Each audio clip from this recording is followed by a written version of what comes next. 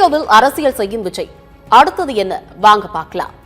கரூர் விவகாரம் தொடர்பாக நீதிமன்றத்தின் கண்டனத்திற்கு ஆளாகி இருக்கும் தாவேகாவிற்கு அரசியல்ல மிகப்பெரிய பின்னடைவு ஏற்பட்டிருப்பதா பார்க்கப்படுது.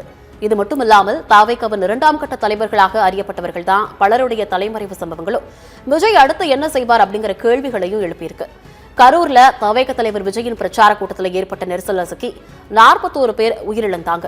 இந்த விவகாரம் தொடர்பா தாவேகா தலைவர் விஜய் இதுவரை ஒரு வருத்தம் கூட தெரிவிக்கல. அதே போல தாவேகாவை சேர்ந்த எந்த நிர்வாகியும் கரூர் பக்கமே போகல அப்படின்னு சொல்லப்படுது.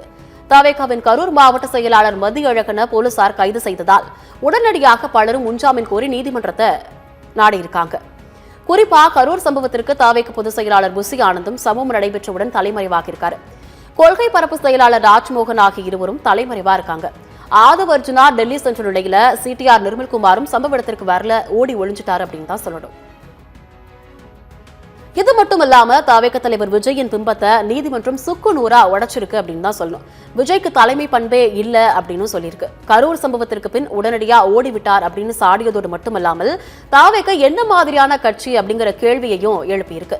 இதனால தாவேகாவினர் சோகத்துல ஆழ்ந்திருக்காங்க அப்படின்னு தான் சொல்லணும். அடுத்த கட்டமா புசி ஆனந்த், சிடிஆர் நிர்மல்குமார், ஆதவ் அர்ஜுனா உள்ளிட்டோர் கைது செய்யப்பட்டா என்ன செய்வதுன்னு தாவேகா ஆலோசனை மேற்கொண்டு வருவதாக சொல்லப்படுது. இவர்கள் கைது செய்யப்பட்டால் உடனடியாக சட்ட ரீதியாக எதிர்கொண்டாலும் விஜய் 2ஆம் கட்ட தலைவர்கள் இல்லாம எப்படி செயல்படுவாரு அப்படிங்கிற பல்வேறு கேள்விகளும் எழுந்திருக்கு. ஏன் அப்படின்னா ஒவ்வொரு மாவட்டத்திலும் விஜய்க்கு வருவதற்கு 10 நாட்களுக்கு முன்பாகவே போலீஸ் அனுமதி தொடங்கி பல்வேறு பணிகளையும் புசி ஆனந்த், சிடிஆர் நிர்மல்குமார் உள்ளிட்டோரே செஞ்சுட்டு இருக்காங்க. மற்ற எந்த நிர்வாகிக்கும் அந்த பணிகளை செய்வதில் அனுபவம் இல்லை அப்படின்னு தான் சொல்லணும்.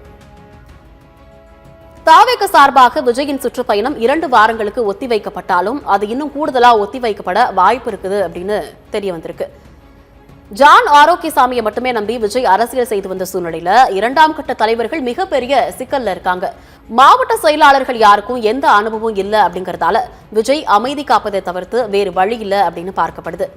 அதுவரை வெறும் அறிக்கை மற்றும் வீடியோ மூலமாகவே மட்டும் விஜய் செயல்படுவார் அப்படின்னு பார்க்கப்படுது. அதே போல அரசியல் கூட்டங்கள் நடத்த புதிய நெறிமுறைகளை உருவாக்க தமிழக அரசு திட்டமிட்டு வருது. இதனால தாவேகா அடுத்த கட்டமா சுற்றுப்பயணம் மேற்கொண்டாலும் கரூர் சம்பவத்தை காரணம் காட்டி அனுமதி கிடைக்காமல் போக வாய்ப்பிருப்பதாகவும் சொல்லப்படுது. இதனால மீண்டும் தாவேகா நீதிமன்றத்தை அணுக வேண்டிய தேவையும் ஏற்படும். இதனால கரூர் விவகாரத்துல திமுகவுக்கு முதல் 2 நாட்கள் சிறிய பின்னடைவு ஏற்பட்டாலும் அடுத்தடுத்து ஒவ்வொரு நாளா விளக்கங்கள், வீடியோக்கள், நீதிமன்றத்தின் கண்டிப்பு உள்ளிட்டவை கை கொடுத்துள்ளதா விவரங்கள் அறிந்தவர்கள் கூறுகிறாங்க. இதனால விஜயின் அடுத்த கட்ட நடவடிக்கை என்னவா இருக்கும் அப்படிங்கிற எதிர்பார்ப்பு அதிகரிச்சு காணப்படுது.